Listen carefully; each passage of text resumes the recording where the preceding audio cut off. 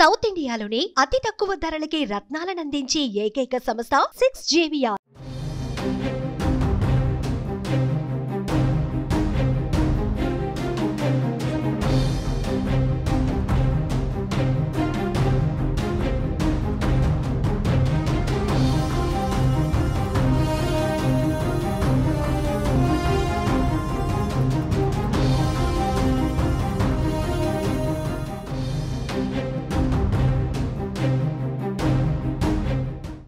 ఏపీలో ఎన్నికలు సమీపిస్తున్న వేళ ఆశావహులు తమ ప్రయత్నాలు ముమ్మరం చేశారు.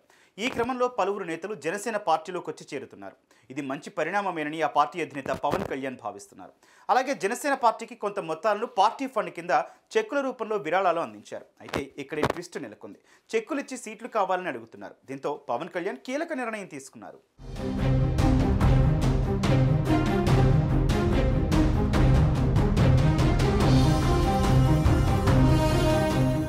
ఇటీవలి కాలంలో పలువురు రాజకీయ సినీ ప్రముఖులు జనసేనలో చేరారు. ఆ సందర్భంగా వారు పార్టీకి చందాలు చెక్ రూపంలో ఇచ్చారు. వారు నియోజకవర్గాల్లో సీటు తమదేనంటూ ప్రచారం చేసుకోవడం ప్రారంభించారు. ఇది జనసేనకు తలనొప్పిగా మారింది. కొంతమంది పార్టీలో చేరకుండానే డొనేషన్లు ఇవ్వడంపై అధినేత పవన్ కళ్యాణ్ సందేహించారు. పరిస్థితి సమీక్షించి వెంటనే అలర్ట్ అయ్యారు. జనసేనను దెబ్బతీసేందుకు ఇలాంటి ప్రయత్నాలు జరుగుతున్నాయని ఆయన అభిప్రాయపడినట్టు తెలుస్తోంది.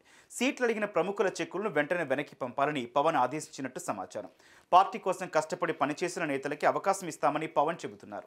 చెక్కులను వెనక్కి పంపడంతో ప్రముఖ నేతలు కంగు తిన్నారు.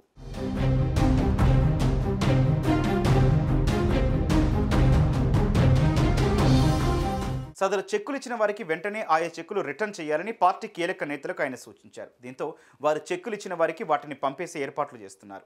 ఇలా చెక్కులు ఇచ్చిన వారిలో మాజీ ఐఏఎస్లు 2, సినీ రంగానికి చెందిన ప్రముఖులు 3 ఉన్నారని సమాచారం. వీరికి ఆయా చెక్కులు చేర్చే పనిని నాదెండ్ల మనోహర్ యుద్ధ ప్రాతిపదికన చేస్తున్నారు. ప్రాథమిక అంచనా ప్రకారం ఈ చెక్కుల మొత్తం విలువ 20 కోట్ల వరకు ఉంటుందని సమాచారం. అయినప్పటికీ చెక్కులు తీసుకోకూడదని నిర్ణయించడం వెనుక టికెట్లే కారణమని తెలుస్తోంది. పార్టీలో చేరిన వారికి టికెట్లు ఆశించే లక్షణం సర్వసాధారణం.